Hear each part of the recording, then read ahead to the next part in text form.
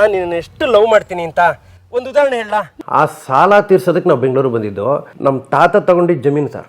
ಆ ಜಮೀನ ನಮ್ಮಪ್ಪ ಬರೀ ಬಡ್ಡಿ ಕಟ್ಟಕ್ಕಾಗಲ್ಲ ಅಂತೇಳಿ ಬರೀ ಬಡ್ಡಿಗೆ ಆ ಜಮೀನ ಕೊಡ್ತೀವಿ ನಾವು ಹಾಕಿ ಬರೀ ಬಡ್ಡಿಗೆ ಕೊಟ್ಬಿಟ್ಟು ನಾವು ಬೆಂಗಳೂರು ಬಂದ್ಬಿಡ್ತೀವಿ. ನಾನು ನಮ್ಮ ಅಣ್ಣ ಇಬ್ರು ಅಶ್ವಿನಿ ಬಾರ್ಗೆ ಬಂದೆ. ಕ್ಲೀನರ್ ಕೆಲಸ ಅಶ್ವಿನಿ ಬಾರಲ್ಲಿ 300 ರೂಪಾಯಿ ಸಂಬಳ, ಕ್ಲೀನರ್ ಕೆಲಸ. ಮೂರವ್ರ ಜೊತೆ ಇರೋದೇ ಬೇಡ ಅಂತ ಅವತ್ತು ಬಿಟ್ಟು ಇವತ್ತವರೆಗೂ ನಾವು ಮೂರವ್ರ ಜೊತೆ ಕೆಲಸ ಮಾಡಿಲ್ಲ ಸರ್. ನಾನು ಸತ್ತು ಮತ್ತೆ ಹುಟ್ಟು ಬಂದು ಕಾಟ ಕೊಡೋದಕ್ಕೆ ನೀನೇನು ದೇವ್ರನೋ ನೀನು. ಸೊ ಮೂಲ ಊರು ಮಾಡವೀರನಹಳ್ಳಿ. ಎಸ್, ಮಾಡವೀರನಹಳ್ಳಿ ಒಂದು ಸಣ್ಣ ಗ್ರಾಮ. ಓದಿದ್ದು ಎಲ್ಲ ಅಲ್ಲೇ ಒಂದು 7th ವರೆಗೂ ಅಲ್ಲೇ. ಅದಾದಮೇಲೆ ಇಲ್ಲಿ ಬೆಂಗಳೂರು ನಮ್ಮ ಚಿಕ್ಕಮ್ಮನ ಮನೇಲಿ ಇಟ್ಕೊಂಡು ಒಂದು ಸ್ವಲ್ಪ ಒಂದಿಷ್ಟು 1-2-3 ವರ್ಷ ಅಷ್ಟೇ. ಆಮೇಲೆ ಓದಿದ್ದೆಲ್ಲ ತುಂಬ ಕಡಿಮೆ. ನಾವು ಬರೀ ಆ್ಯಕ್ಟಿಂಗು ಇದಕ್ಕೆ ಇಳಿದ್ಬಿಟ್ವಿ. ಸೊ ನಾನು ಊರಿಗೆ ಬಂದಿದ್ದೇನಕ್ಕೆ ಅಂದರೆ ಸರ್, ನಮ್ಮ ಅಪ್ಪ ಬಂದು ಆಂಧ್ರದಿಂದ ಎಮ್ಮೆ ತಗೊಬಂದು ನಮ್ಮ ಬಸರಾಳ ಸಂತೆಗಳು ಗೊತ್ತಾ ನಿಮಗೆ? ಹಾಂ, ಸಂತೆ, ಬಸರಾಳ ಸಂತೆ, ಸೋಮವಾರ ಸಂತೆ ಅಂತ ಈ ಥರ ಇರ್ತದೆ. ನಮ್ಮ ಬಸರಾಳಲ್ಲಿ ಶನಿವಾರ ಸಂತೆ ಇದೆ. ಶನಿವಾರ ಸಂತೆನಲ್ಲಿ ಎಮ್ಮೆ ವ್ಯಾಪಾರ ಮಾಡ್ತಿದ್ರು. ಆಂಧ್ರದಿಂದ ತೊಗೊಂಬರೋದು, ಇಲ್ಲಿ ಮಾರೋದು ಲಾಭಕ್ಕೆ. ಅದು ಹೆಂಗೆ ಅಂದರೆ ಒಂದು 16 ಎಮ್ಮೆ ಲಾರಿಲಿ ಬರ್ತಿತ್ತು. 16 ಎಮ್ಮೆ ಮಾತ್ರ ಹಾಕೋಕ್ಕಾಗೋದು, ದೊಡ್ಡ ಲಾರಿ ಅದು. ಆ ಲಾರಿಲಿ ತೊಗೊಂಬರೋರು. ಅಲ್ಲಿವರೆಗೂ ನಮ್ಮ ಜೀವನ ಚೆನ್ನಾಗೇ ಇತ್ತು. 16 ಎಮ್ಮೆ ಮಾತ್ರ ಬರ್ತಿತ್ತು. ನಮ್ಮ ಮನೆ ಹತ್ರ ಎಳೀತಿತ್ತು. ಗುರುವಾರ ಅಥವಾ ಶುಕ್ರವಾರ, ಶನಿವಾರ ಸಂತೆಗೆ ಹೋಗ್ತಿತ್ತು, ವ್ಯಾಪಾರ ಆಗ್ತಿತ್ತು. ಉಳಿದ ಎಮ್ಮೆನ ನಾವು ಮನೆ ಹತ್ರನೇ ಇಟ್ಕೊತಿದ್ವಿ, ಅದನ್ನು ಸಾಕ್ತಿದ್ವಿ. ಬರೋವಾರ ಸಂತೆಯಲ್ಲಿ ಮಾಡ್ತಿದ್ವಿ. ಒಟ್ಟು 1-2 ವಾರದಲ್ಲಿ ಮುಗ್ದೋಗವು. ಇದು ಕರೆಕ್ಟಾಗಿತ್ತು. ನಮ್ಮಪ್ಪ ಏನು ಮಾಡಿದ್ರು, ಇನ್ನೊಂದು ದೊಡ್ಡ ಸ್ಕೇಲ್ ಅಂತ ಹೋಗ್ಬಿಟ್ಟು 50 ಎಮ್ಮೆ 60 ಎಮ್ಮೆನ ತಗೊಂಡು ನಡಿಗೆಗೆ ಬಿಟ್ಬಿಟ್ರು. ಆಂಧ್ರದಿಂದ ನಡ್ಕೊಂಬರೋದು. ಅದು ಬಿಸ್ನೆಸ್ ಆಗ ಎಲ್ಲರೂ ಮಾಡ್ತಿದ್ರು, ಸುಮಾರು ಜನ ಹತ್ರ ಮಾಡ್ತಿದ್ರು.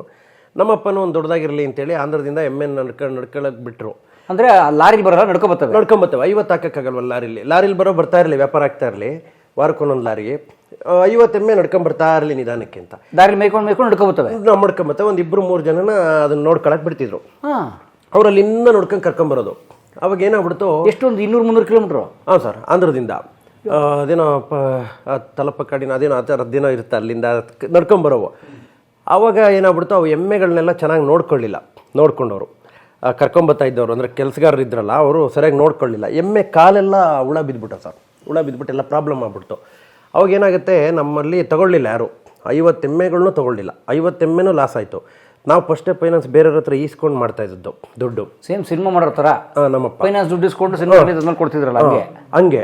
ಅವಾಗ ಎಲ್ಲ ಲಾಸ್ ಆಯ್ತಲ್ಲ ಸರ್. ಅಲ್ಲಿ ಒಂದು 2,000-3,000 ತೆಗ್ದಿದ್ದಿಲ್ಲ, 5,000-6,000 ಮಾರಬೇಕಾಗಿದ್ದ ಎಮ್ಮೆಗಳನ್ನ ಬರೀ 200-300 ಕೊಟ್ಬಿಟ್ರು ಸುಮ್ಮನೆ.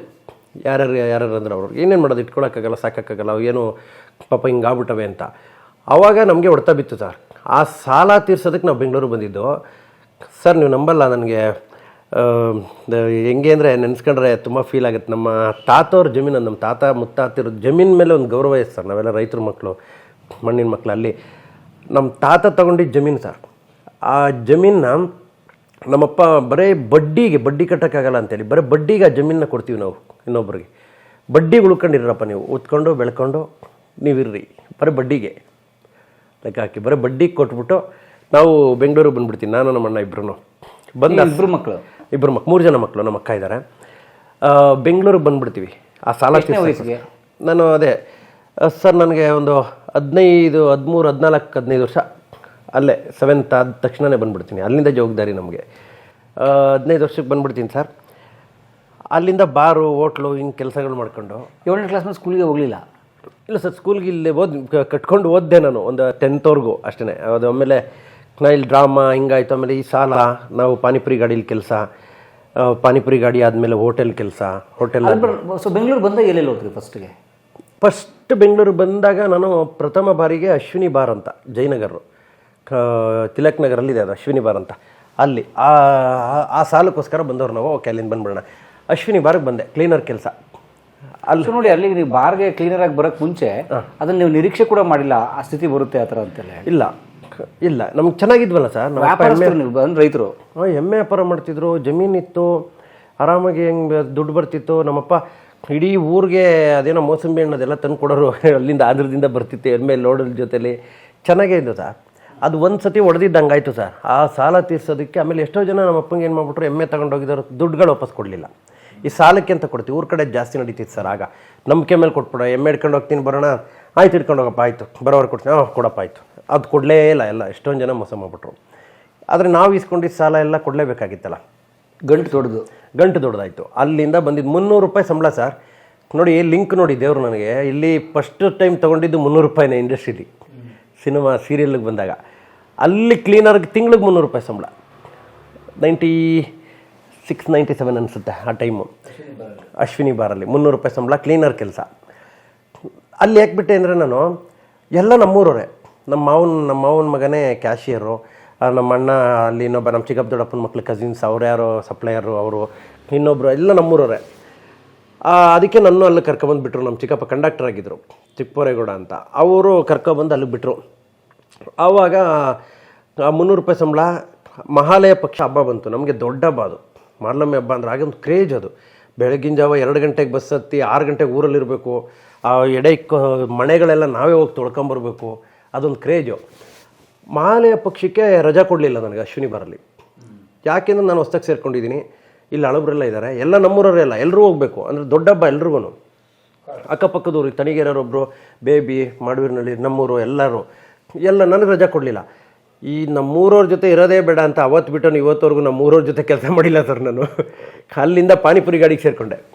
ಸೊ ರಜಾ ಕೊಡಂತ ಶಿಫ್ಟ್ ರಜಾ ಕೊಡಲಿಲ್ಲ ಅಂತ ಕೆಲಸನೇ ಬಿಟ್ಬಿಟ್ಟೆ ನಾನು. ಮಾರ್ಲಮ್ಮೆ ಹಬ್ಬಕ್ಕೆ ಹೋಗ್ಬೇಕಷ್ಟೇ, ಕೆಲಸ ಬಿಟ್ಟು ಅಲ್ಲಿಂದ ಮಹಾಲಯ ಹಬ್ಬಕ್ಕೆ ಹೋಗಿ ಬಂದು ಮತ್ತೆ ಪಾನಿಪುರಿ ಗಾಡಿಗೆ ಸೇರಿಕೊಂಡೆ. ನಮ್ಮ ಮಾವ ಒಬ್ರು ಇದ್ದರು, ರಾಜೇಗೌಡ ಅಂತ, ಇಲ್ಲೇ ಇಟ್ಮಾಡೂಲಿದ್ದರು. ಅವರು ಶ್ರೀನಗರದ ಹತ್ರ ಪಾನಿಪುರಿ ಗಾಡಿಗೆ ಸೇರಿಸಿದ್ರು. ಪಾನಿಪುರಿ ಗಾಡೀಲಿ ನಾನು ಕೆಲಸ ಒಂದು 3-4 ವರ್ಷ ಮಾಡಿದೆ ಸರ್ ಅಲ್ಲಿ. ಸರ್ ಆಶ್ರಮದ ಹತ್ರ ಆಗ್ತಿದ್ದು ಗಾಡಿ ನಾವು, ಆಶ್ರಮ ಸರ್ಕಲಲ್ಲಿ. ಸರ್ ಆಗಿನ ಕಾಲಕ್ಕೇ 15-20 ಸಾವಿರ ವ್ಯಾಪಾರ ಆಗ್ತಿತ್ತು ಒಂದು ದಿನಕ್ಕೆ ಪಾನಿಪುರಿ ಗಾಡೀಲಿ. ಪ್ಲೇಟ್ ಎಷ್ಟಿತ್ತೇಳಿ? 10 ರೂಪಾಯಿ 8 ರೂಪಾಯಿ ಇತ್ತು. ಅಲ್ಲಿಗೆ 20 ಸಾವಿರ ಮಾಡಬೇಕು ಅಂದರೆ ಎಷ್ಟು ಜನ ಬರಬೇಕಾಯ್ತು? ಒಳ್ಳೊಳ್ಳೆ BMW ಕಾರಲ್ಲೆಲ್ಲ ಬರೋರು ಸರ್, ಅಷ್ಟು ಟೇಸ್ಟ್ ಇತ್ತದು. ಅಲ್ಲಿ ಕೆಲಸ ಮಾಡೋದು ನಾವು. ಅಲ್ಲೇ ಫುಟ್ಪಾತಲ್ಲಿ ಕುತ್ಕೊಂಡು ಪಾತ್ರೆ ಎಲ್ಲ ತೊಳ್ಕೊಂಡು ಎಲ್ಲ ಕೆಲಸ ಮಾಡಿದ್ದೀನಿ ಸರ್ ನಾನು. ಫುಟ್ಪಾತಲ್ಲಿ ಪಾತ್ರೆ ತೊಳೆದು ಅಂದರೆ ಒಂದು ಜಾಗ ಹಿಂಗಿರುತ್ತೆ ಇಷ್ಟಾಗಲ್ಲ, ಅಲ್ಲೇ ಎಲ್ಲ ತಂದು ಹಾಕೋದು, ಅದನ್ನು ತೊಳೆದು ಮಾಡೋದು, ಆ ನೀರನ್ನ ಎತ್ಕೊಂಡು ಅಲ್ಲೋಗಿ ಚೆಲ್ಬಿಟ್ಟು ಬರಬೇಕಾಯ್ತು. ಹಿಂಗೆಲ್ಲ ಕಷ್ಟಪಟ್ಟಿದ್ದೀನಿ. ಅದಾದಮೇಲೆ ಕೆಪೆಶ್ರೀ ಹೋಟ್ಲಿಗೆ ಹೋದೆ. ಕೆಪೆಶ್ರೀ ನಮ್ಮ ಹಳೆ ಶೂಟಿಂಗ್ ಹೌಸ್ ಇದೆಯಲ್ಲ ಸರ್, ಅದು CC ಕಾಲೇಜು, ಕೂಲ್ ಕಾರ್ನರ್ ಹತ್ರ. ಕೂಲ್ ಕಾರ್ನರೇ ಕೆಪೆಶ್ರೀ ಇದ್ದಿದ್ದಾಗ, ಕರೆಕ್ಟ್ ನೀವು ಹೇಳಿದ್ದು. ನಮ್ದು ಹಳೆ ಶೂಟಿಂಗ್ ಹೌಸ್ ಎದುರುಗಡೆನೇ ಇದೆಯಲ್ಲ ಸರ್, ಅದೇ ಕೂಲ್ ಕಾರ್ನರ್ ತಾನೆ ಈಗ. ಹೌದು, ಅದು ಕೆಪೆಶ್ರೀ ಅಂತ ಇತ್ತು ಫಸ್ಟ್, ಹೋಟೆಲ್ ಇತ್ತು. ಕೆಪೆಶ್ರೀ ಹೌಸು, ಕೆಪೆಶ್ರೀ ಹೋಟೆಲ್ ಇತ್ತು. ಆ ಹೋಟ್ಲಲ್ಲಿ ಕೆಲಸ ಮಾಡೋವು. ಅದೇ ಹೋಟ್ಲು ಓನರ್ದು ಇನ್ನೊಂದು ಹೋಟ್ಲು ಚಾಮರಾಜಪೇಟೆ ಉಮಾ ಥಿಯೇಟ್ರಿಂದ ಬಂದರೆ ಶಾಂತಿ ಸಾಗರ್ ಅಂತ ಇದೆಯಲ್ಲ ಈಗ, ಅದು ಕೆಪೆಶ್ರೀನೇ ಇತ್ತು ಅದನ್ನು ಫಸ್ಟು. ಅಲ್ಲಿ ಸಾಧು ಕೋಕಿಲವ್ರು ಕೂಡ ಕೆಳಗಡೆ ಇದ್ರು ಅವಾಗ, ಅಲ್ಲಿ ಅದೇ ಬಿಲ್ಡಿಂಗಲ್ಲಿ. ಅಲ್ಲಿ 2 ಹೋಟ್ಲಲ್ಲಿ ಕೆಲಸ ಮಾಡ್ಬೇಕು ನಾವು. ಇಲ್ಲಿ ಬೆಳಿಗ್ಗೆ 5 ಗಂಟೆ 6 ಗಂಟೆಗೆ ಎಬ್ಸಿದ್ರೆ ಸರ್, ಇಲ್ಲಿಂದ ಅಲ್ಲಿಗೆ ನಡ್ಕೊಂಬರ್ಬೇಕಾಯ್ತು. ಎಲ್ಲಿಂದ ನ್ಯಾಷನಲ್ ಕಾಲೇಜ್ ತವಿಂದ ಚಾಮರಾಜಪೇಟೆಗೆ ನಡ್ಕೊಂಬಂದು ಬೆಳಗಿನ ಜಾವ 5 ಗಂಟೆಯಲ್ಲಿ ಇಲ್ಲಿ ಪಾತ್ರೆ ಎಲ್ಲ ತೊಳೆದ್ಬಿಟ್ಟು ಅಲ್ಲಿಗೆ ಹೋಗ್ಬೇಕಾಯ್ತು. ಅಲ್ಲೆಲ್ಲ ಕ್ಲೀನ್ ಮಾಡಿ ಅಲ್ಲಿ ಕ್ಲೀನರ್ ಕೆಲಸ ಮಾಡೋದು. ಈ ಕೈಗಳೆಲ್ಲ ಜಿರ್ಸ್ಕೊಂಬಿಡೋದು ಸರ್. ಬ್ರೀಟೆಕ್ಸ್ ಅಂತ ಏನೋ ಗೊತ್ತಿದ್ದಾಗ ಒಂದು 5 ರೂಪಾಯಿದು, ನೀವು ನೋಡಿರ್ತೀರಲ್ಲೋ ಗೊತ್ತಿಲ್ಲ, ಒಂದು ಚಿಕ್ಕದು ಅಮೃತಾಂಜನ್ ಥರ ಒಂದು ಡಬ್ಬ, ಅದನ್ನು ತೊಗೊಂಡು ಹಚ್ಕೊಳ್ಳೋದು, ಬಿಸಿನೀರಲ್ಲಿ ತೊಳ್ಕೊಳ್ಳೋದು, ಹಿಂಗೆ ಕಷ್ಟಪಟ್ಕೊಂಡು ಬಂದವ್ರು ಸರ್ ನಾವು. ಎಷ್ಟು ಇದೆಲ್ಲ ನಿಮ್ಗೆ 14-15 ವಯಸ್ಸಲ್ಲೇ? 15-16ನೇ ವಯಸ್ಸಲ್ಲೇ ಇದೆಲ್ಲ. ಇನ್ನು ಟೀನೇಜಲ್ಲೇ ಸರ್. ನೀವು ನಂಬಲ್ಲ, ಇದು ಸುಮ್ಮನೆ ನಾನು ಹೇಳ್ತಾ ಇಲ್ಲ. ನನಗೆ ನನ್ನ ಬುದ್ಧಿ ಕಂಡ್ಮೇಲೆ ಸರ್, ನನಗೆ ನಮ್ಮ ಅಪ್ಪ ಅಮ್ಮನೂ ಒಂದು ಚಪ್ಪಲಿನೂ ಕೊಡಿಸಿಲ್ಲ ಇದುವರೆಗೂ. ನಾನೇ ಬೆಳ್ಕೊಂಡು, ನಾನೇ ದುಡ್ಕೊಂಡು, ನಾನೇ ಅಪ್ಪನ ಸಾಲ ತೀರಿಸ್ಕೊಂಡು ನಾವೇ ಮಾಡ್ಕೊಂಬಂದಿದ್ದೆ. ಆ ಹೆಮ್ಮೆ ಇದೆ ಸರ್. ರಿಯಲ್ ಹೀರೋ ಆ್ಯಕ್ಚುಲಿ ನಾವುಗಳೆಲ್ಲ ಸಿನಿಮಾ. ಹಾಗಂತ ಅಪ್ಪ ಅಮ್ಮನಿಗೆ ನಾವು ಮಾಡಿಲ್ಲ ಅಂತ ಹೇಳ್ಬಾರ್ದು, ಯಾಕೆಂದ್ರೆ ಅವ್ರು ಜನ್ಮ ಕೊಟ್ಟಿದ್ದೆ ದೊಡ್ಡ ವಿಷಯ. ಆಮೇಲೆ ಆ ಕಾಲದಲ್ಲಿ ನಮ್ಮ ಮನೇಲಿ ಸರ್ ತಿನ್ನೋಕೆ ಅನ್ನ ಇರಲಿಲ್ಲ ನಮಗೆ. ಅಪ್ಪ ಈ ಬಿಸ್ನೆಸ್ ಮಾಡೋಕ್ಕೆ ಮುಂಚೆ ನಮಗೆ ಗದ್ದೆ ಇಲ್ಲ ಸರ್ ನಮ್ಮ ಕಡೆ. ಎಂಥ ಜನ ಅಂದರೆ ಈಗೆಲ್ಲ ಕೃಷಿನಲ್ಲಿ ಉಳುಮೆ, ಸಾವಯವ ಕೃಷಿ ಅಂತ ಬಂದಿದೆ. ಸೊ ನೀರಿಲ್ಲದೆ ಇದ್ರೂ ಉಳದೇ ಇದ್ರೂ ಬೆಳಿಬೋದು ಅಂತ ಕಿಶೋರ್ ಸರ್ ಅದನ್ನೆಲ್ಲ ಹೇಳ್ತಾರೆ, ನಿಮಗೂ ಗೊತ್ತಿದೆ ಅದು. ನಮ್ಮ ಕಡೆ ಜಮೀನಿತ್ತು, ನೀರಿಲ್ಲ. ನಮ್ಮ ಮಂಡ್ಯ ದುರಂತ ನೋಡಿ, ನಮ್ಮ ಮಂಡ್ಯ ಜಿಲ್ಲೆ, ಮಂಡ್ಯ ತಾಲೂಕು ಬಸರಾಳಲ್ಲಿ ನೀರಿಲ್ಲ. ಅದೇ ಬಸವಣ್ಣ ನಾಗಮಂಗಲಕ್ಕೆ ಆ್ಯಕ್ಚುಲಿ ನೀರಿಲ್ಲ ಸರ್. ನೀರಾವರಿ ನಮಗೆ ಬಿಳಿದೇಗಲ ಮೇಲೆ ಹೊಟ್ಟೋಗ್ಬಿಡುತ್ತೆ. ನಮಗೆ ಮಳೆಯಲ್ಲೇ ಬದುಕಬೇಕು ನಾವು. ಮಳೆ ಬಂದರೆ ಬೆಳೆ, ಇಲ್ಲ ಅಂದ್ರೆ ಇಲ್ಲ. ಜಮೀನಿದ್ದು ವೇಸ್ಟು. ರಾಗಿ ಮಾತ್ರ ಬೆಳಿತಿದ್ವಿ, ಅನ್ನ ಇಲ್ಲ ನಮಗೆ, ತಿನ್ನಕ್ಕೆ ಅನ್ನ ಇಲ್ಲ. ಅನ್ನಕ್ಕೋಸ್ಕರ ಅಳ್ತಿದ್ದಂತೆ ನಾನು ಚಿಕ್ಕದ್ರಲ್ಲಿ ಒಂದ್ಸಲ ಜೋರಾಗಿ ಒಂದು ಕಣದಲ್ಲೆಲ್ಲ ಭತ್ತಾಗಿತ್ತವ, ಇದೆಲ್ಲ ಏನಂತಾರದು ರಾಗಿ ಎಲ್ಲ ಇದು ಮಾಡಬೇಕಾದ್ರೆ ನಾನು ಅನ್ನ ಬೇಕು ಅಂತ ಅಳ್ತಿದ್ದಂತೆ ಚಿಕ್ಕ ಮಗು. ಅವತ್ತೇನು ಮಾಡಿದ್ರೆ ಗಿರಿಗೌಡರು ಅಂತ ಅವ್ರ ಮನೇಲಿ ಮಾತ್ರ ಅನ್ನ. ಅವ್ರದ್ದು ತಣ್ಣಗೆರೆ ಅಂತ ಒಂದು ಊರು, ಅಲ್ಲಿ ಗದ್ದೆ ತೊಗೊಂಡಿದ್ರು ಅವರು. ಅಲ್ಲಿ ಬೆಳೆ ಬೆಳೀತಿದ್ರು, ಅಲ್ಲಿಂದ ಇಲ್ಲಿ ಅಕ್ಕಿ ಇರ್ತಿತ್ತು ಇವ್ರಿಗೆ. ಅವರು ಅನ್ನ ತಗೊಬಂದು ಕೊಟ್ರಂತೆ. ನಮ್ಮವ್ವ ಎಲ್ಲರ ಮುಂದೆ ಹಿಂಗೆ ಗಲಾಟೆ ಮಾಡ್ದಲ್ಲ, ಹವಾಮಾನ ಹಂಗೆ ಅಂದ್ಬಿಟ್ಟು ಹೊಡೆದ್ಬಿಟ್ಟಿದ್ದಾರೆ. ಸೊ ಅದಾದಮೇಲೆ ನಾನು ಅನ್ನನೇ ಕೇಳಿಲ್ವಂತೆ ಸರ್. ಹೊಡೆದ್ಮೇಲೆ ಆವತ್ತಿಂದ ಹಂಗೆ ನಮಗೆ ಅಷ್ಟು ಕಷ್ಟ ಆಯಿತು ನಮ್ಮದು ಲೈಫು. ಸೊ ಅದಾದಮೇಲೆ ಅಪ್ಪ ಏನೋ ಬಿಸ್ನೆಸ್ ಶುರು ಮಾಡಿದ್ರು, ಅದು ತಿರ್ಗಾ ಬಿಡ್ತಾವಿತ್ತು. ಆಮೇಲೆ ನಾವು ಇಲ್ಲೂ ಬಂದ್ವಿ, ಪಾನಿಪುರಿ ಇದೆಲ್ಲ ಬಾರು ಹೋಟ್ಲ್ ಹಿಂಗೆಲ್ಲ ಕೆಲಸ ಮಾಡ್ಕೊಂಡು ಹಿಂಗೆ ಬದುಕಿದ್ದಾಯಿತು ಜೀವನ. ಸೊ ಇಲ್ಲಿ ಬಂದಾಗ ಸರ್ ನಿಮ್ಮದು ನಿಮ್ಮ ಬ್ರದರ್ ಸೇಮ್ ಕತೆ, ಬಾರು ಹೋಟೆಲ್ಲು ಈ ಥರ ಇಬ್ಬರು ಒಂದೇ ಫೀಲ್ಡು. ಅವನು ಬಾರಲ್ಲೇ ಇದ್ದ, ಹೋಟೆಲ್ಗೆ ಅವ್ನು ಬರಲಿಲ್ಲ, ಬರೀ ಬಾರಲ್ಲೇ ಕೆಲಸ ಮಾಡ್ತಾ. ಅವ್ನು ದೊಡ್ಡನಾಗಿರೋದ್ರಿಂದ ಅವನಿಗೆ ಸಪ್ಲೈರ್ ಕೆಲಸ ಸಿಕ್ಬಿಟ್ಟಿತ್ತು. ಇಲ್ಲಿ ಗೌಡನಪಾಳ್ಯ ಶ್ರೀನಿವಾಸ ಪಕ್ಕದಲ್ಲೇ ಒಂದು ಬಾರ್ ಇದೆ ನೋಡಿ, ಬನಶ್ರೀ ಬಾರ್. ಹೌದು, ಆ ಬಾರಲ್ಲಿ ಇದ್ದ ಅವನು ಸಪ್ಲೈ ಮಾಡ್ತಿದ್ದ ಅಲ್ಲಿ. ಬನಶ್ರೀ ಬಾರಲ್ಲಿ ಅಲ್ಲಿ ಸಪ್ಲೈ ಮಾಡ್ತಿದ್ದ. ನಾನು ಅವ್ನು ನೋಡೋಕೆ ಅಲ್ಲಿಗೆ ಬರುವೆ. ಆಮೇಲೆ ನನ್ನ ನೋಡೋಕೆ ಅವನು ಶ್ರೀನಗರ ಪಾನಿಪುರಿ ಗಾಡಿಗೆ ಬರೋನು, ನಾನು ಹೋಟ್ಲಲ್ಲಿ ಕೆಲಸ ಮಾಡ್ತಿದ್ದೆ, ಅಲ್ಲಿ ಬರೋನು. ದುಡ್ಡನ್ನೆಲ್ಲ ತೊಗೊಂಡೋಗಿ ಅಲ್ಲಿ ಬಡ್ಡಿ ಕಟ್ಟೋದು, ದುಡ್ದೆಲ್ಲ ಬರೀ ಬಡ್ಡಿ ಕಟ್ಟೋದಾಗೋದು. ಇವ್ರಿಗೆ ಮಾತ್ರ ಹೊಲ ಬಿಟ್ಕೊಟ್ಟಿದ್ದೀವಿ. ಯಾರಿಗೆ ಒಂದು ಪರ್ಸನ್ಗೆ ಒಂದು ಸಾಲದವ್ರಿಗೆ ಹೊಲ ಬಿಟ್ಟಿದ್ದೀವಿ, ಅವ್ನಿಗೆ ಬಡ್ಡಿ ಕೊಡೋಂಗಿಲ್ಲ. ಇನ್ನೊಂದು 2-3 ಜನ ಇದ್ದಾರಲ್ಲ ಅವ್ರಿಗೆಲ್ಲ ಬಡ್ಡಿ ಕೊಡಬೇಕು. ನಾವು ದುಡ್ದೆಲ್ಲ ಬಡ್ಡಿ ಕಟ್ಟೋದೇ ಆಗೋದು, ಇನ್ನು ಸಾಲ ತೀರ್ಸೋದೇ ಯಾವಾಗ ಅಂತ ಹಿಂಗೆ ಆಗ್ತಾಯಿತ್ತು. ಒಂದು ಫೈನ್ ಡೇ ನಾನೊಂದು ತೀರ್ಮಾನ ಮಾಡಿ, ನಮ್ಮಣ್ಣ ಸ್ವಲ್ಪ ಅಷ್ಟೊಂದು ಯೋಚನೆ ಮಾಡ್ತಿರಲ್ಲ, ನಾನು ಆಗ್ಲೇ ಚಿಕ್ಕದ್ರಲ್ಲೇ ಒಂದಿನ ಹೋಗೋರಲ್ಲಿ ಎಲ್ರಿಗೂ ಹೇಳಿದೆ, ನೋಡಿ ನೀವು ಬಡ್ಡಿ ಕೊಡಲ್ಲ, ನಾವು ಗಂಟು ಕೊಡ್ತೀವಿ ಇನ್ಮೇಲೆ, ಇದೊಂದು ನಮ್ಗೆ ಹೆಲ್ಪ್ ಮಾಡಿ ಅಷ್ಟೇ ಅಂತೇಳಿ. ಆಮೇಲೆ ಎಲ್ಲರಿಗೂ ಗಂಟು ತೀರ್ಸ್ಕೊಂಡ್ಬಂದ್ವಿ. ತೀರ್ಸ್ಕೊಂಡು ಸಾಲ ಎಲ್ಲ ತೀರಿಸಿ ಆಮೇಲೆ ಸರಿ ನಾವೇ ಈಗ ಜಮೀನು ತೊಗೊಂಡು ನಾವೇ ಒಂದು ಮನೆ ಕಟ್ಕೊಂಡು ಈಗ ಬೋರು ಹಾಕ್ಸ್ಕೊಂಡು ಎಲ್ಲ ಮಾಡ್ಕೊಂಡಿದ್ದೀವಿ ಸರ್. ಕಲಾ ಸರಸ್ವತಿ ನನಗೆ ತುಂಬ ಕಷ್ಟ ಆದ್ರೂ, ಇಷ್ಟು ವರ್ಷ ಇದ್ರೂ ನಿಜವಲ್ಲ ಸರ್, 18 ವರ್ಷ ಸಿನಿಮಾ ಇಂಡಸ್ಟ್ರಿಯಲ್ಲಿ ಅನ್ನ ತಿನ್ನಬೇಕು ಅಂದರೆ ಅದು ಪುಣ್ಯ. ಅದು ನಾವು ಹಂಗೂ ಅಷ್ಟು ಲೋ ಲೆವೆಲಿಂದ ಬಂದವರು ನಾವು, ಅಷ್ಟು ಬಡವ್ರ ಮಕ್ಕಳು ನಾವು. ನೋಡಿ ನಮಗೆ ದೇವರು 18 ವರ್ಷ ಸರ್, ನನ್ನ ಹಿಂದೆ ಇಂಡಸ್ಟ್ರಿಲಿ ಬಂದವರು, ನನ್ನ ಮುಂದೆ ಇಂಡಸ್ಟ್ರಿಲಿ ಬಂದವರು ಎಷ್ಟೋ ಜನ ಹೋಗಿ ಇಂಡಸ್ಟ್ರಿನೇ ಬೇಡಪ್ಪ ಅಂತ ಹೋಗಿರೋದು ನಾನು ನೋಡಿದ್ದೀನಿ. ಆಮೇಲೆ ನಾನು ಏನೇನೋ ಕನಸು ಕಟ್ಕೊಂಡವನು ಆ್ಯಕ್ಚುಲಿ. ಇದೆಲ್ಲ ಆದಮೇಲೆ ಇಂಡಸ್ಟ್ರಿಗೆ ಬಂದಮೇಲೆ, ಸಾಲ ತೀರಿದ್ಮೇಲೆ ಇಂಡಸ್ಟ್ರಿಗೆ ಬಂದಮೇಲೆ, ಇಂಡಸ್ಟ್ರಿಲಿ ನಾನು ಈಗ ಒಂದು ದೊಡ್ಡ ಕಾಮಿಡಿಯನ್ ಆಗಬೇಕು ಅಂತ. ಸೊ ಈಗ ನಾನು ಇನ್ನೂ ಶರಣೂ ಆಗಲಿಲ್ಲ, ಸಾಧುಕೋಕಿಲನೂ ಆಗಲಿಲ್ಲ, ಚಿಕ್ಕಣ್ಣನೂ ಆಗಲಿಲ್ಲ. ಸೊ ಆದರೂ 18 ವರ್ಷ ನನಗೆ ಅನ್ನ ಕೊಟ್ಟಿದೆ ಕಲಾ ಸರಸ್ವತಿ. 18 ವರ್ಷ ನಾನು ಅದರಲ್ಲೇ ಅನ್ನ ತಿಂದಿದ್ದೀನಿ, ಅದರಲ್ಲೇ ಬೆಳೆದಿದ್ದೀನಿ. ಹಂಗಾಗಿ ಕಲಾ ಸರಸ್ವತಿ ಇನ್ನೂ ಬೆಳೀತಾಯಿದ್ದೀವಿ, ಇನ್ನೂ ಮಾಡ್ತಾಯಿದ್ದೀವಿ.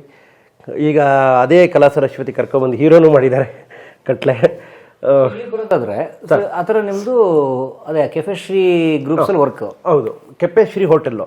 ಕೆಫೆಶ್ರೀ ಹೋಟ್ಲ್ ಆದ ನಂತರ ಅಲ್ಲಿಗೆ ಒಂಚೂರು ಒಂದು 2-3 ವರ್ಷ ಪಾನಿಪುರಿ ಗಾಡಿ ಆಯಿತು, ಹೋಟೆಲ್ ಆಯಿತು.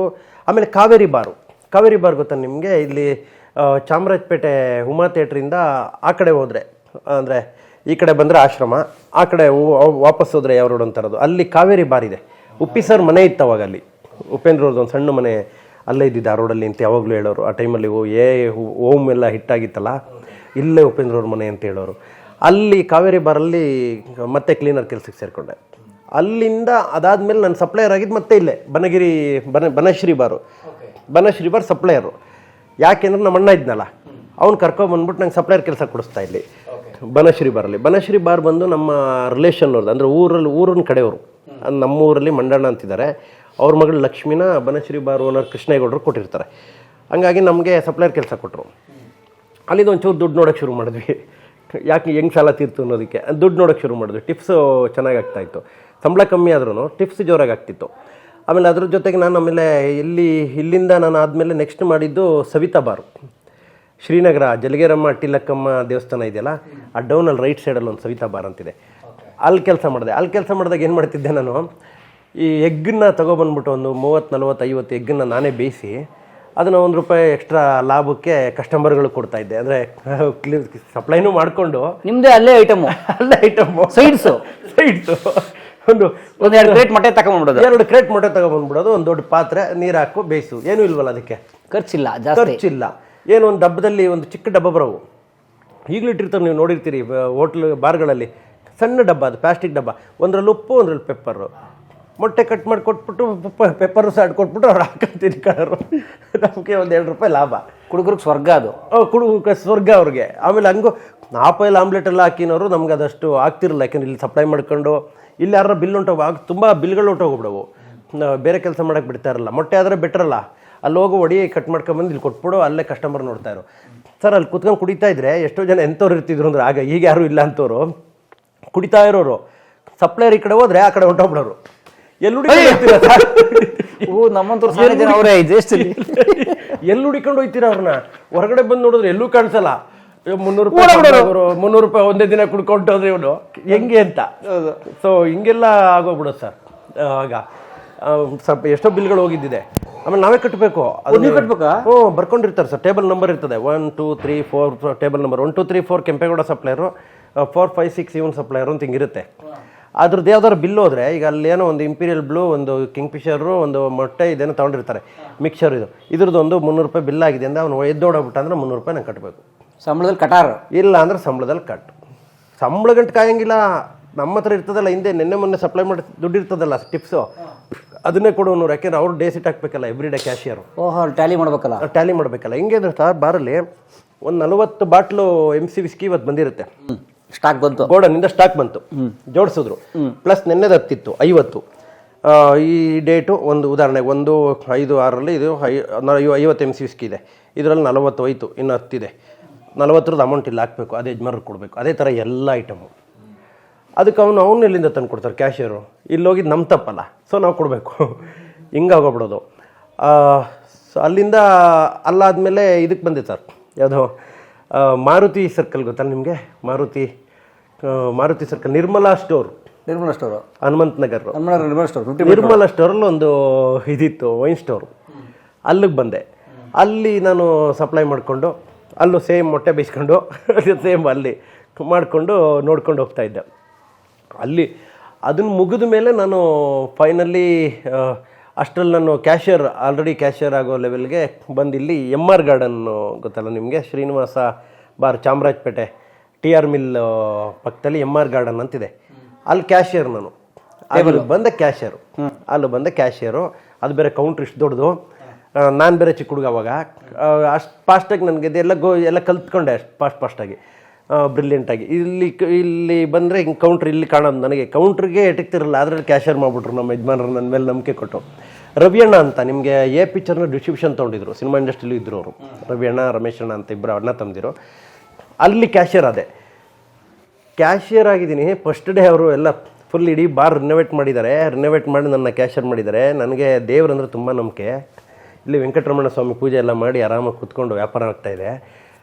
ಫಸ್ಟ್ ಯಾವನೋ ಬಂದು ಒಂದು ರಾಜ ವಿಸ್ಕಿ ತೊಗೊಂಡ ಸರ್, ಯಾರೋ ಒಬ್ಬ ರಾಜ ವಿಸ್ಕಿ ತಗೊಂಡು ಹೋದರೆ ಇಡೀ ಇದರವರೆಲ್ಲ ಬಂದ್ಬಿಟ್ರು. ಅವ್ರಿಗೇನೋ ಅಂತಿದ್ರು ಸರ್, ಅವ್ರಿಗೆ ಅದೊಂದು ವರ್ಡ್ ಮರ್ತೋಯ್ತು. ಅವರು ಬಂದರೆ ಫೈನ್ ಹಾಕೋರು ಅವರು. ಅಂದರೆ ಪಾರ್ಸಲ್ ಕೊಡೋಂಗಿಲ್ಲ, ಬಾರ್ಗಳಲ್ಲಿ ಪಾರ್ಸಲ್ ಕೊಡೋಂಗಿರಲಿಲ್ಲ. ಆಗ ನಾನು ಕೊಟ್ಬಿಟ್ಟಿದ್ದೀನಿ, ಗೊತ್ತಾಗಿಲ್ಲ. ಕ್ಯಾಶಿಯರೆಲ್ಲ ಫಸ್ಟ್ ಟೈಮು ಪೂಜೆ ಮಾಡಿದ್ದೀವಿ, ಮೇಲೆ ಯಜಮಾನ್ರವ್ರೆ, ಬಾರ್ ಬೇರೆ ರಿನೋವೇಟ್ ಮಾಡಿದ್ದೀವಿ. ಫಸ್ಟ್ ಡೇ ಕ್ಯಾಶಿಯರ್ ಆಗಿದ್ದೀನಿ.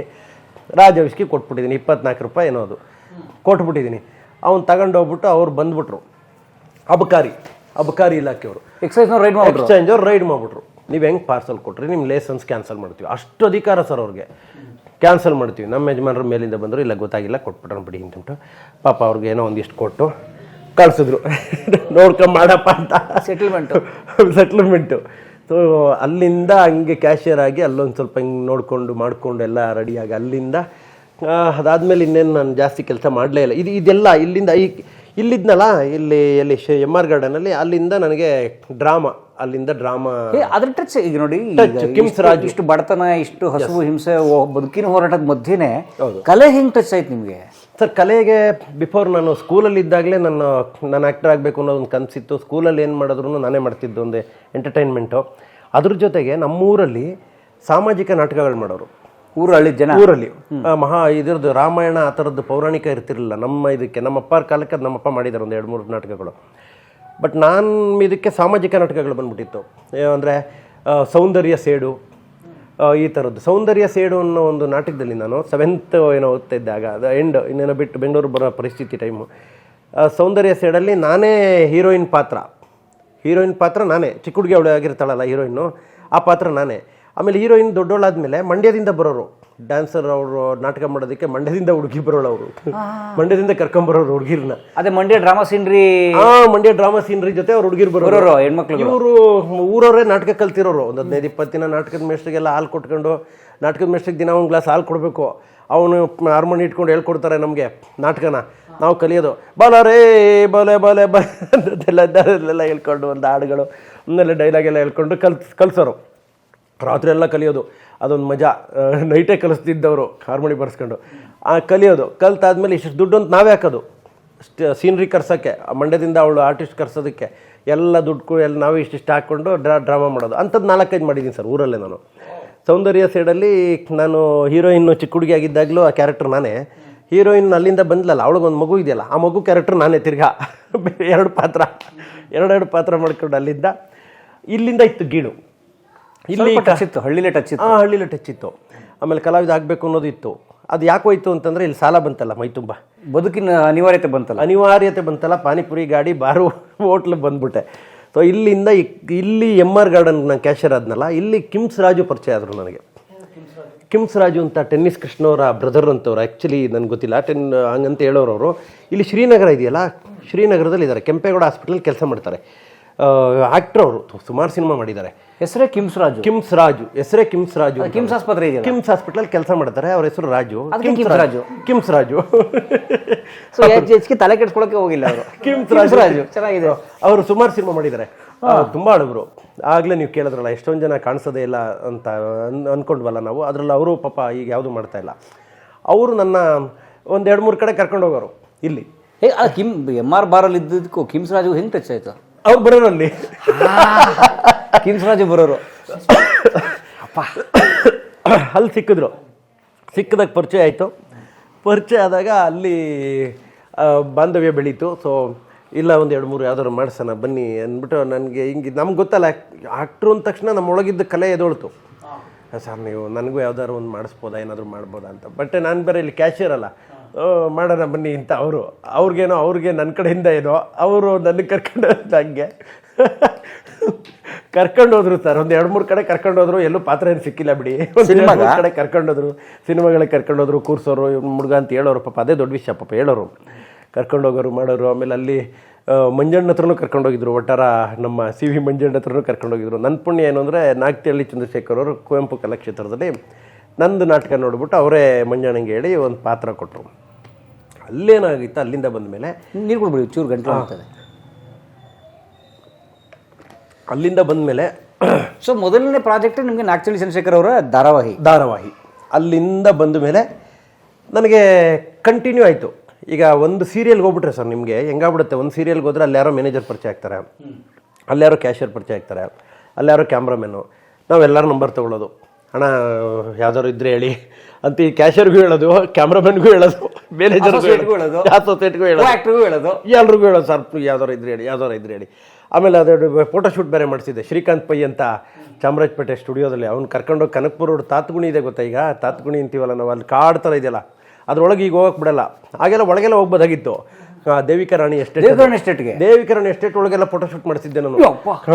ಒಳಗೆಲ್ಲ ಹೋಗ್ಬಿಟ್ಟು ಒಂದು ಆಲ್ಬಮ್ ಈಗಲೂ ಇದೆ ನನ್ನ ಹತ್ರ. ಅದು ಡಿಫ್ರೆಂಟಾಗಿ ಫೋಟೋಶೂಟ್ ಮಾಡ್ಕೊಂಡಿದ್ದು, ಪಂಚ ಎಲ್ಲ ಹಾಕ್ಕೊಂಡು, ಬಿಡಿ ಎಲ್ಲ ಸೇದ್ಕೊಂಡು, ಕೋಟ್ ಹಾಕ್ಕೊಂಡು, ಚಿಪ್ಪೆಲ್ಲ ಕಟ್ಕೊಂಡು, ಕಳ್ಳನ ಥರ ಅದು ಇದು ಎಲ್ಲ ಥರ ಮಾಡ್ತಿದ್ದೆ. ಅದನ್ನು ತಗೊಂಡೋಗಿ ಎಲ್ಲರಿಗೂ ತೋರಿಸೋದು, ನೋಡಿ ಹಿಂಗೆಲ್ಲ ಮಾಡಿದ್ದೀನಿ. ಆಮೇಲೆ ನಾವು ಕೇಳೋದಕ್ಕೆ ಪಾಪ, ಆಮೇಲೆ ನಾವು ಇದ್ದಿದ್ದೇ ಅವಾಗಿಂದನೂ ಇರೋದೇ ನಮ್ಮ ಕ್ಯಾರೆಕ್ಟ್ರೇ, ಅಣ್ಣ ಹಿಂಗೆ ಇರೋದು ನಾವು ಅವಾಗಿಂದನೂ, ಈಗಲೂ ಹಂಗೆ ಇದ್ದೀವಿ.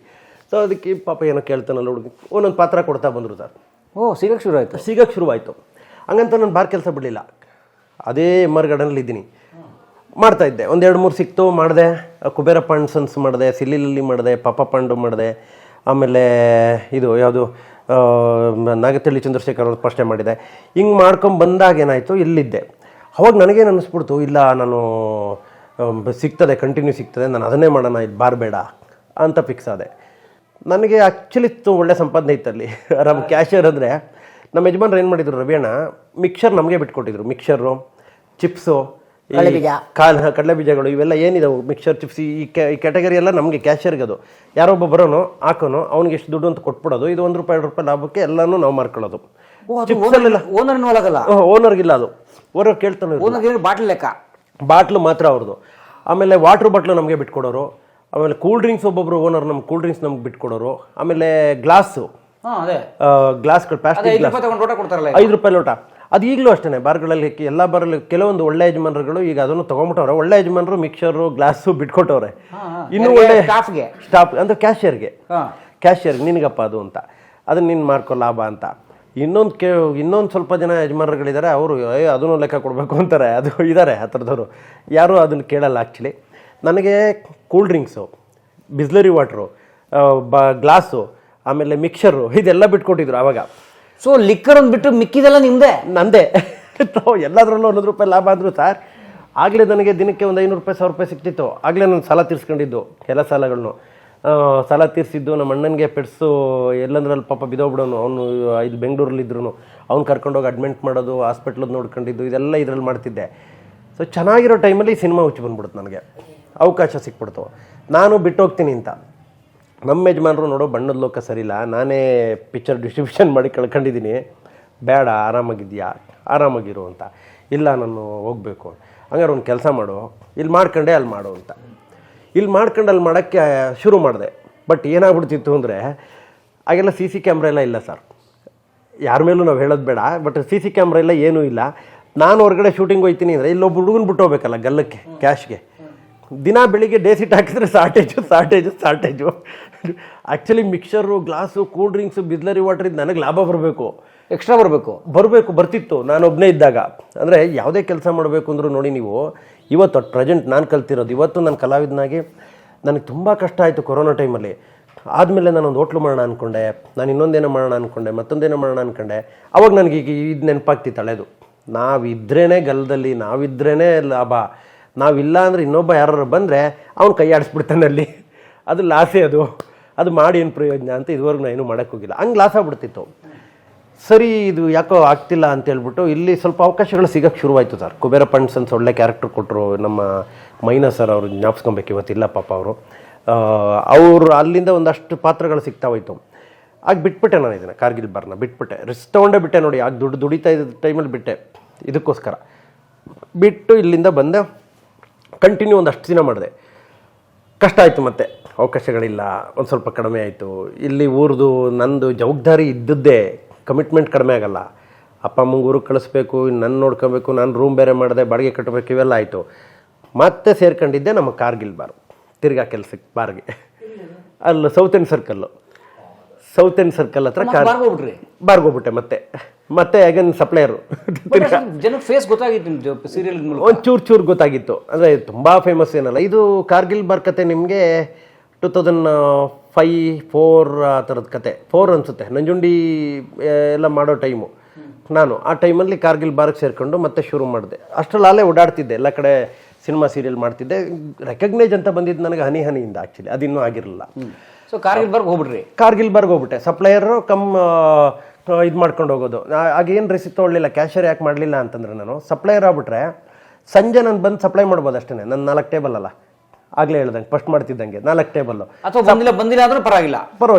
ನಮ್ಮ ಯಜಮಾನರು ಕಳಿಂಗ ಗ್ರೂಪ್ ಅವರು, ರಾಜ್ಗೋಪಾಲ್ ಮತ್ತು ವೆಂಕಟೇಶಣ್ಣ ಅಂತ. ರಾಜ್ಗೋಪಾಲ್ ಅವ್ರಿಗೆ ನಾನು ಥ್ಯಾಂಕ್ಸ್ ಹೇಳ್ತೀನಿ, ಯಾಕೆಂದರೆ ನೀನೊಬ್ಬ ಕಲಾವಿದ ಕಡೆ ನೀನು ಮಾಡ್ತೀನಿ ಅಂತ ಏನೋ ಮಾಡ್ತಿದ್ಯಾ, ನೀನು ಯಾವಾಗ ಬಂದರೂ ಓಕೆ, ನೀನು ಸಪ್ಲೈ ಮಾಡೋ ಅವ್ನಿಗೊಂದು 4 ಟೇಬಲ್ ಕೊಟ್ಬಿಡ್ರಪ್ಪ, ಯಾವಾಗ ಬಂದರೂ ಅವ್ನು ಸಪ್ಲೈ ಮಾಡ್ಕೊಳ್ಳಿ, ಸಂಬಳ ಏನಿದೆ ಕೊಟ್ಬಿಡೋಣ, ನೀನು ಸಪ್ಲೈ ಮಾಡೋ, ನೀನು ಇಲ್ಲದೆ ಇದ್ದಾಗ ಇನ್ನೊಬ್ರು ಯಾರೋ ಮಾಡ್ಕೊಳ್ರಪ್ಪ ಅಂತ.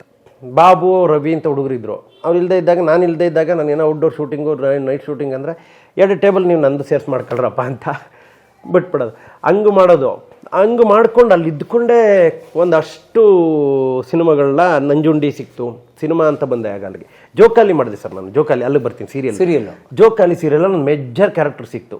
The mechanic, Tamil remake serial, ಅದು ತಮಿಳವರ ಡೈರೆಕ್ಟ್ರು.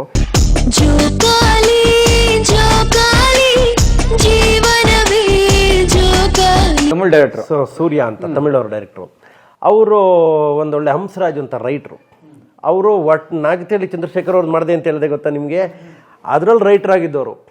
ನನ್ನ ಕ್ಯಾರೆಕ್ಟರ್ ಹೆಂಗೆ ಅಂದರೆ ಅಲ್ಲಿಂದ ಫಾಲೋಅಪ್, ಯಾರಿದ್ದು ಸರ್, ಯಾವ್ದಾರು ಅವಕಾಶ ಇದ್ರೆ ಹೇಳಿ, ಕಂಟಿನ್ಯೂ ಫೋನ್ ಮಾಡೋದು ಯಾವಾಗಲೂ ಎಲ್ರಿಗೂ. ಸೊ ಇವರು ಕರೆದ್ಬಿಟ್ಟು ಜೋಕಾಲಿ ಒಂದು ಒಳ್ಳೆ ಪಾತ್ರ ಕೊಟ್ಟರು. ಅಲ್ಲಿ ನನಗೊಂಚೂರು ಹೆಸರಾಯಿತು. ಹೆಸರಾದ್ಮೇಲೆ ಒಂದು ಸಿನಿಮಾ, ಇಲ್ಲ ಸಿನಿಮಾ ಸಿಕ್ಕಿದೆ ಹೆಂಗೆ ಅಂತ ಹೇಳ್ತೀನಿ. ಸಿನಿಮಾಗೆ ಹೆಂಗೆ ಹೋದೆ ಅಂದರೆ,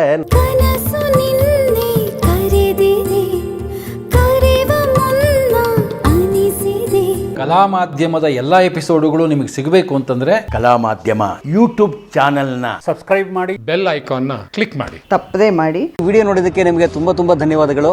ಪುಸ್ತಕಗಳನ್ನ ಓದು ಮನಸ್ಸನ್ನ ಅರಳಿಸುತ್ತೆ, ಬುದ್ಧಿಯನ್ನು ಚುರುಕು ಮಾಡುತ್ತೆ, ಕಾಣದ ಹೊಸ ಲೋಕವನ್ನು ಪರಿಚಯಿಸುತ್ತೆ. ಹಾಗಾಗಿ ಓದುವ ಸಂಸ್ಕೃತಿ ಹೆಚ್ಚಾಗ್ಲಿ. ಧನ್ಯವಾದ.